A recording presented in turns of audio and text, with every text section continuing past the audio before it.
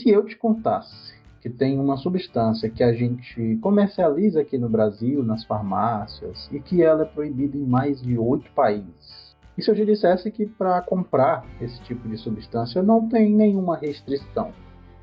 O que é que você acha disso?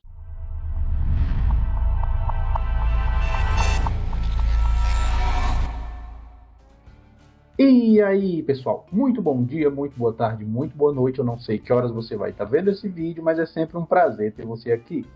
Então, pessoal, no vídeo de hoje eu quis trazer uma substância que ela é muito popularmente consumida e vendida aqui no Brasil, mas que ao mesmo tempo ela é proibida em diversos países, e isso pode causar medo em muitas pessoas.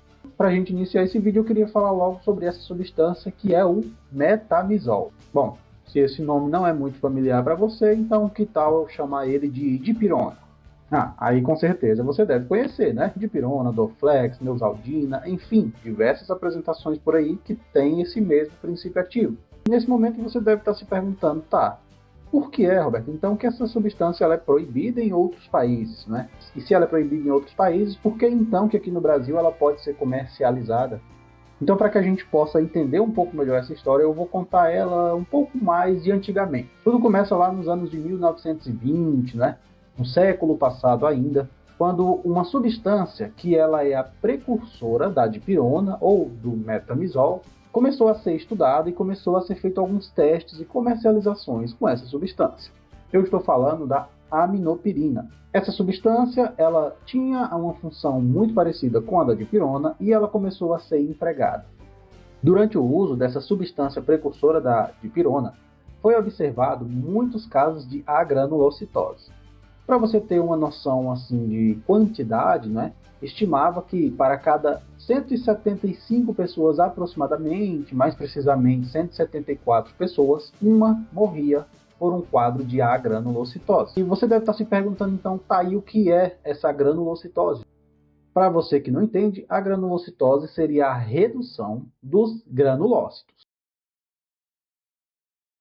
Afinal, o que são esses granulócitos, não é mesmo? Granulócitos, pessoal, são células de defesa que a gente tem no nosso organismo naturalmente e que elas são responsáveis por combater aí diversos tipos de patógenos, diversos tipos de substâncias estranhas ao nosso organismo. Entre essas células estão os neutrófilos, estão os eosinófilos, estão os basófilos, nomes mais técnicos dados a essas moléculas, né, essas células que tanto nos ajudam aí na proteção do nosso organismo.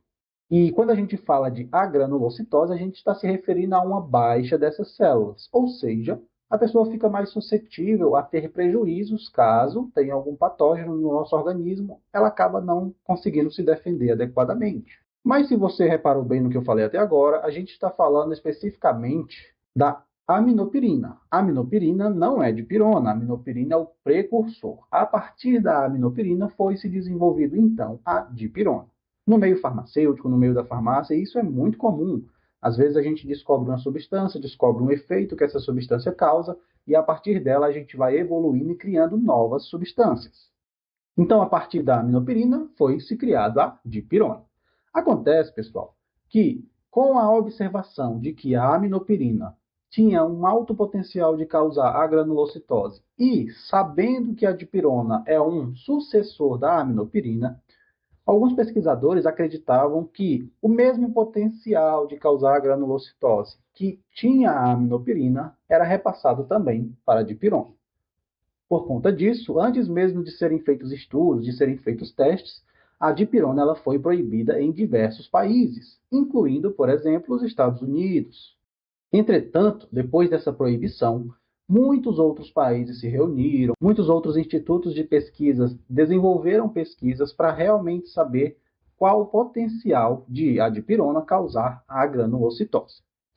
E esse número que antes era de 1 para 174 com a aminopirina passou a ser, em média, tá? Falando aqui em termos mundiais, de 1 para 1 milhão de pessoas. O que é que isso significa? Que a cada 1 milhão de pessoas que tomam a dipirona, uma pode correr o risco de morrer desenvolvendo a granulocitose. Acontece, pessoal, que tem um detalhe ainda mais profundo. Quando eu falo esses números, eu estou falando a nível mundial. Ou seja, países distintos que estão sendo avaliados, né? Diversas pessoas, no estudo específico que eu estou trazendo, foram avaliadas mais de 22 milhões de pessoas, e isso implica que existe uma variabilidade genética entre essas regiões. Então, para se garantir e ter um número mais próximo aqui do Brasil, e mais precisamente da América Latina, foi-se feito um novo estudo para avaliar o risco de agranulocitose causado pela dipirona aqui na nossa região. E adivinhem só o número que a gente obteve, aproximadamente 0,5 casos em 1 milhão. Ou seja, a gente tem que concordar que esse é um risco muito baixo desse medicamento causar essa condição. Isso implica também, pessoal, que a granulocitose ela é causada primariamente pela questão genética e não medicamentosa, falando especificamente, tá, do caso da dipirona. Muito provavelmente são pessoas que já têm uma susceptibilidade maior a desenvolver quadros de agranulocitose, e quando elas recebem um empurrãozinho, elas acabam desenvolvendo realmente essa doença. Então não, tá? A Anvisa ela não errou em autorizar a dipirona aqui no Brasil. Inclusive a gente fica muito assim, diversos países têm a dipirona proibida, né? Não pode ser comercializada. Só que a gente tem muito mais países onde a dipirona ela é permitida do que onde ela é proibida. E muito também se fala, né, de questões comerciais, de questões financeiras aí, para que haja proibição da dipirona nesses outros países, né? Muitos relacionando aí que os Estados Unidos foi quem descobriu o paracetamol e por conta disso eles preferem valorizar mais aquilo que é descoberto por eles do que o que é descoberto em outras regiões, né? Mas tudo isso não se tem comprovação até o momento, né? Tudo que se sabe é que é proibido e a justificativa que se dá é por conta desse risco de causar granulocitose. Lembrando, pessoal, que por mais que a dipirona ela seja uma substância realmente segura, podendo ser usada aí por adultos, podendo ser usada por crianças a partir de 3 meses já tem indicação para dipirona, mas dependendo da situação, dependendo do caso e da autorização médica prévia, um recém-nascido já pode começar a tomar dipirona, tá? Tendo todo um cuidado, toda uma avaliação, todo um cálculo em cima do peso daquele indivíduo. E para vocês terem mais ou menos uma base, a dipirona em pessoas adultas, ela tem uma dose de, no máximo, tá, pessoal? 1 grama a cada 6 horas. Tem que levar em consideração a quantidade, ou seja, 1 grama, a concentração e o tempo. E só mais um adendo, tá, pessoal? Existem muitas outras medicações que têm um potencial de causar granulocitose muito maior do que a dipirona. Só que por conta dessa proibição, né, que acontece em alguns países, ela acaba ganhando mais mídia, então as pessoas acabam falando mais da dipirona, tá?